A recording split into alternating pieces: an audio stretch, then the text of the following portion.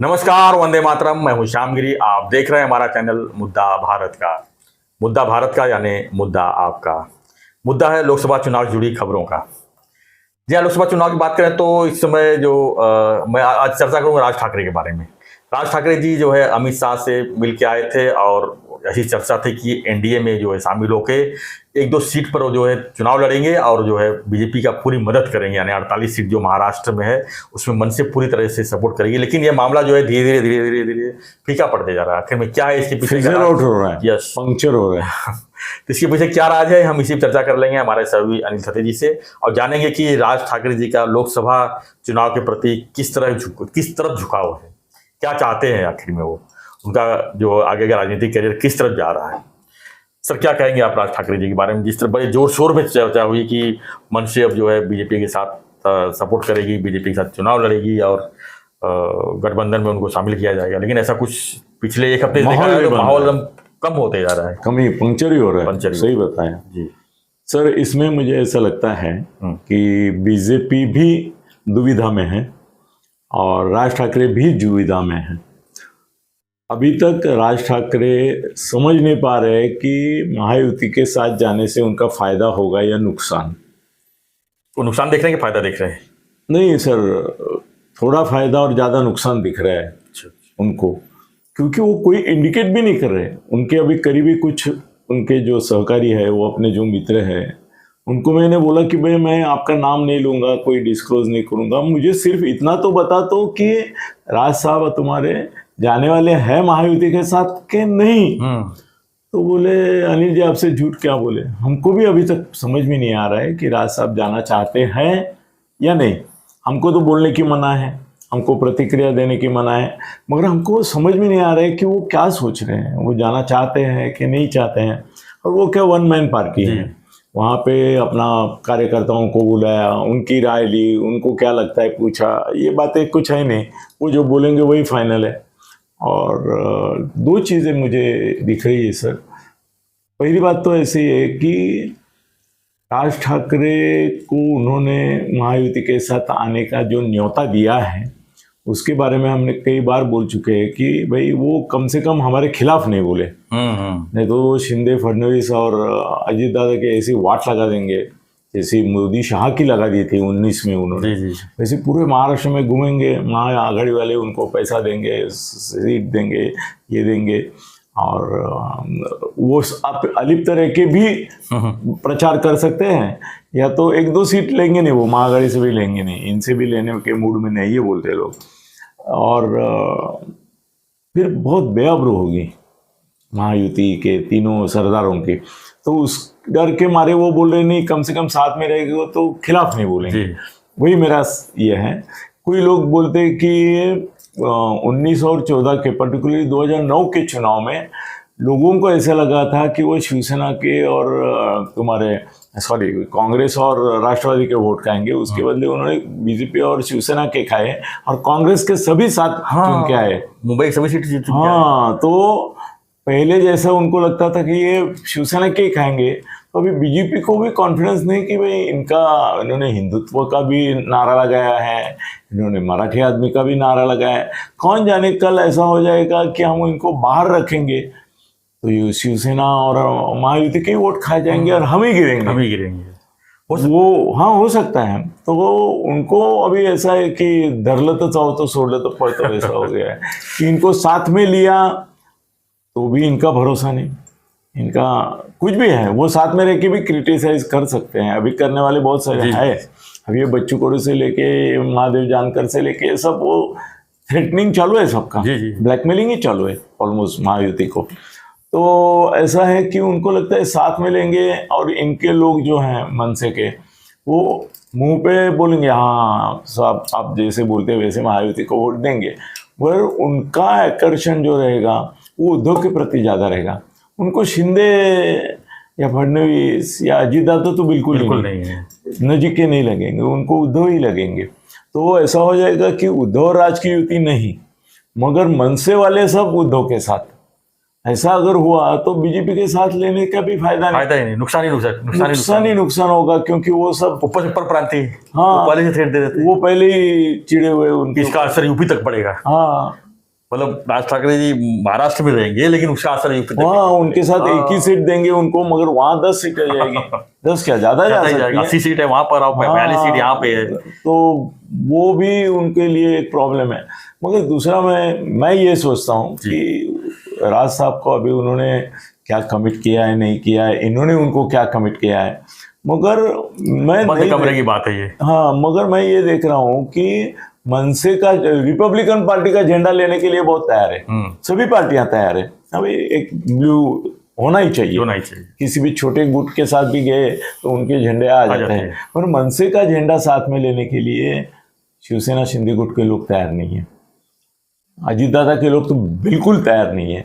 भाजपा वाले ऐसे है कि कौन सा भी झंडा, 2 डंडा तो हमारा ही है नीचे का, ऐसा सोचते हैं। तो उनको कोई शर्म और लाज नहीं आएगी, वो लेके उनका भी घूमेंगे, बोलेंगे। पर इन दोनों को प्रॉब्लम होने वाला है। और दूसरी बात है कि मनसे सैनिकों का जो झगड़ा है जी, वो बीजेपी वालों से ज्यादा अजीत दादा और शिंदे गुट के लोगों के साथ, शिवसेना के साथ भी जो झगड़ा था उसमें भी एक उद्धव से था, राज और उद्धव का, मगर निचले स्तर पर वो मनसे और शिवसैनिकों का था, थाना का जयशोधन है। दूसरी बात यह है कि मनसे वाले जो है नेता स्थानीय, वो बोलेंगे हमको स्टेज पे बुलाओ, हम भाषण भी करेंगे।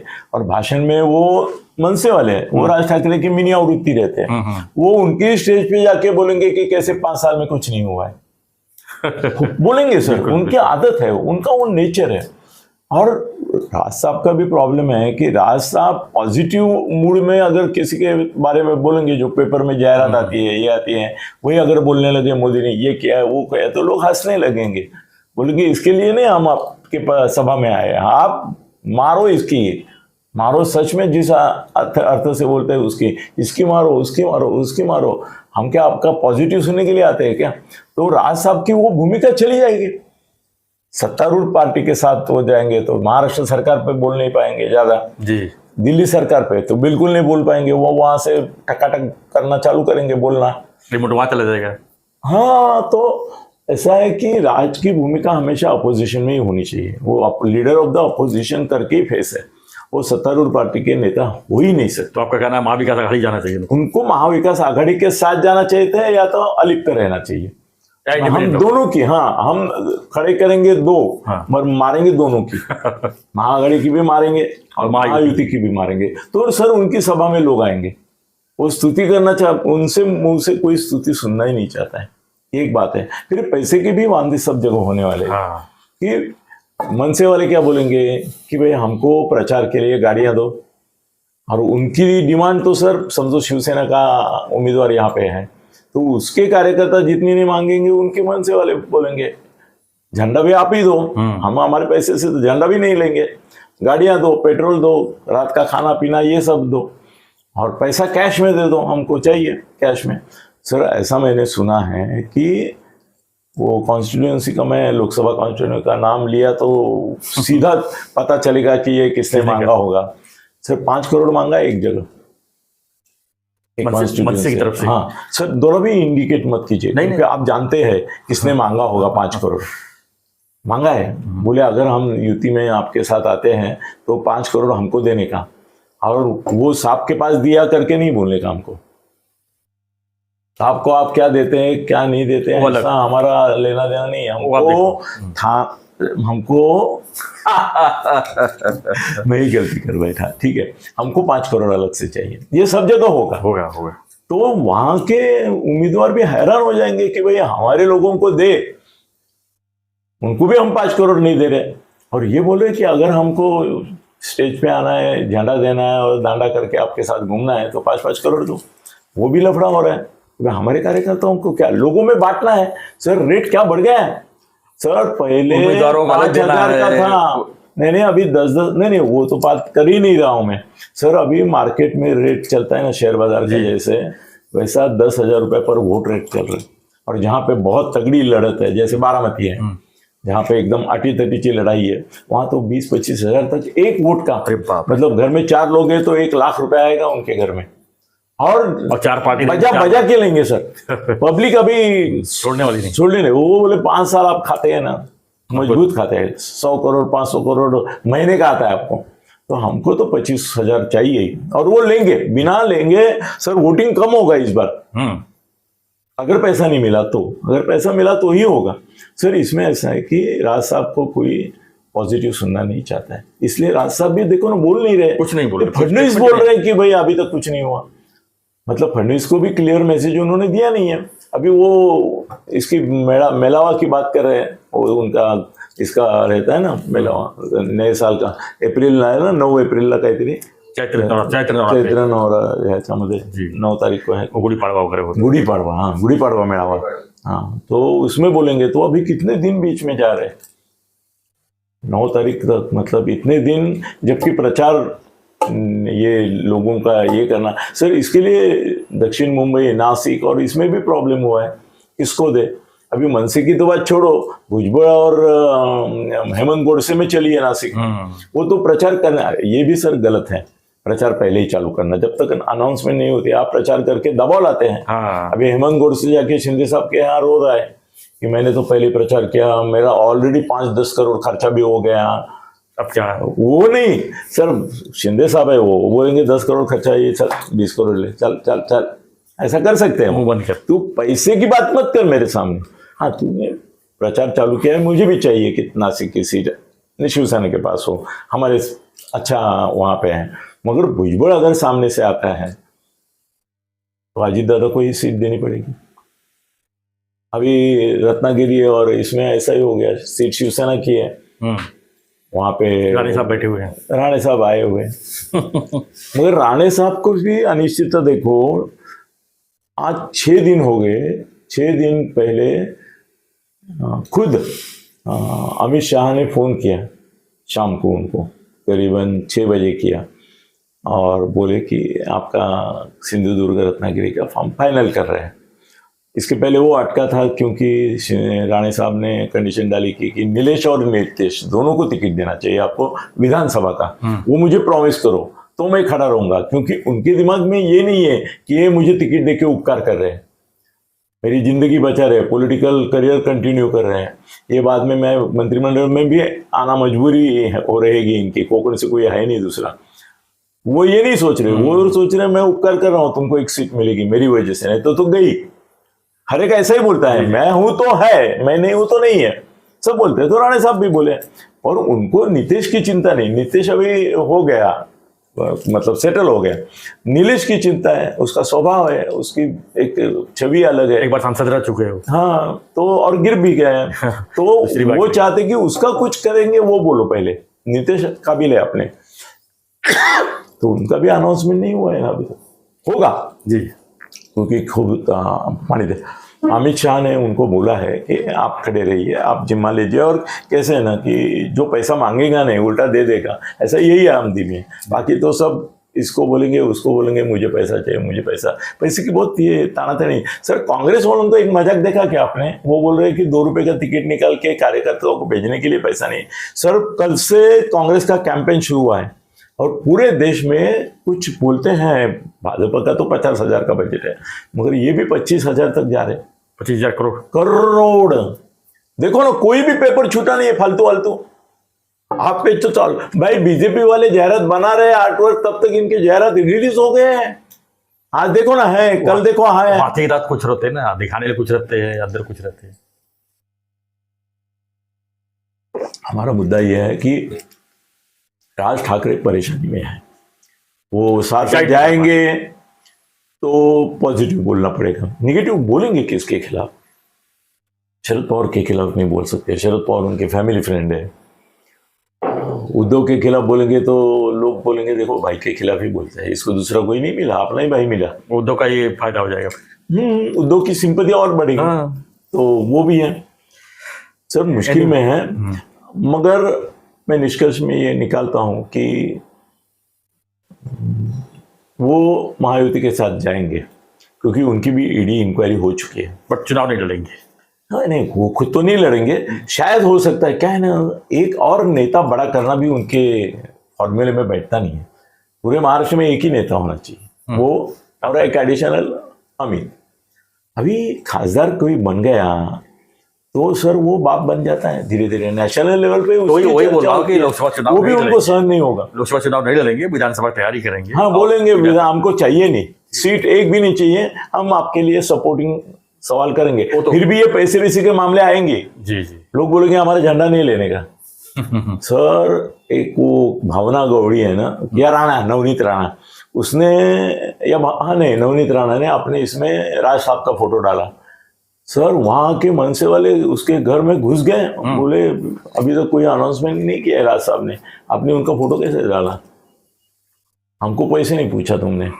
तो निकालना पड़ा उसको निकालना पड़ा। ये मन से है कि बिना ये फोटो भी नहीं वापरने देंगे वो। और अगर इनको पैसा नहीं दिया, इनके कार्यकर्ताओं को स्थानीय उनको भाव नहीं दिया, गाड़ियां नहीं दी, ये नहीं दिया, तो वो सर प्रचार नहीं करेंगे। और दूसरी मुश्किल ये है कि राज साहब के कहने के बावजूद मनसे का कोई वोट शिंदे सेना के पास नहीं जाएगा।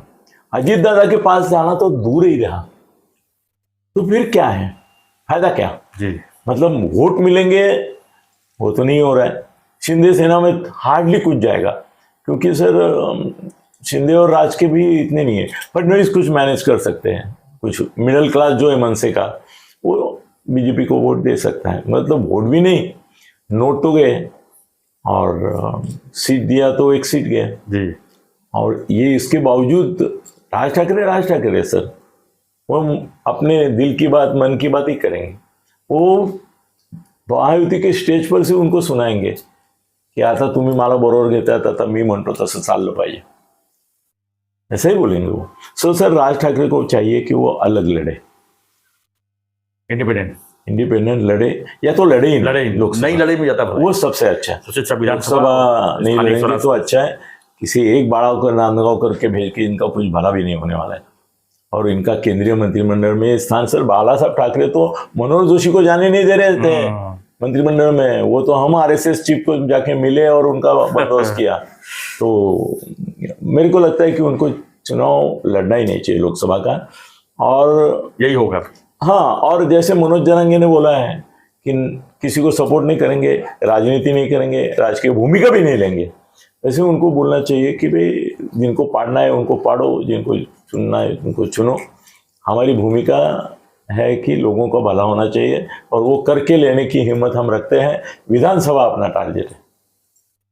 धन्यवाद। क्या करते हैं राज जी, राज है उनका अभी तक। आने वाला राज बताएगा, राजकारण बताएगा कि राज साहब का आगे क्या भविष्य है, क्या उनका इरादा है, ये सब। पर जो भी होगा सर, राज साहब जो भी निर्णय लिए वो महायुति के लिए घातक होगा। इंडिपेंडेंट रहेंगे तो भी घातक, साथ में आएंगे तो भी गायक, खिलाफ गया तो वाट लग गई। मैं तो बोलूँ सर, बीजेपी को जो है सिर्फ भाजपा और शिवसेना के साथ चलना चाहिए था। खिचड़ी करके उन्होंने अपना ही नुकसान कर लिया। बहुत बड़ा ऐसा मैं बिल्कुल मैं चुनाव परिणाम भी यही दिखाएगा। हाँ, कि इन्होंने अजीत दादा के आने से, इसके आने से, अजीत दादा की तो अभी भुजबल अगर खड़े होते हैं ना, तो ऐसा नहीं है कि भुजबल बहुत तगड़े हैं, भुजबल गिर चुके हैं। हाँ, उनका बेटा भतीजा भी लोकसभा के लिए गिर चुका है। ऐसा नहीं कि भुजबल मतलब 2014 में सब खत्म हो गए थे ना, तभी तो लोग पार्टी तोड़ के इधर भाग रहे थे। वो तो महाविकास आघाड़ी बनी और सत्ता आ गई करके फिर सब वापस धीरे धीरे आ गए, जिंदा हो गए, वेंटिलेटर सब मर गए थे सब, फिर जिंदा हो गए। सर एक बात सही है कि राज ठाकरे की वजह से महायुति में एक टाइम बॉम्ब लग गया है, बस। धन्यवाद सर। तो और भी राजनीतिक खबरों के लिए, विश्लेषण के लिए आप देखते रहिए हमारा चैनल मुद्दा भारत का। चैनल को लाइक शेयर सब्सक्राइब जरूर और मेरे अनिल गगनविधि थत्ते को भी सब्सक्राइब करो। धन्यवाद। जय हिंद, जय महाराष्ट्र, जय श्री राम। जय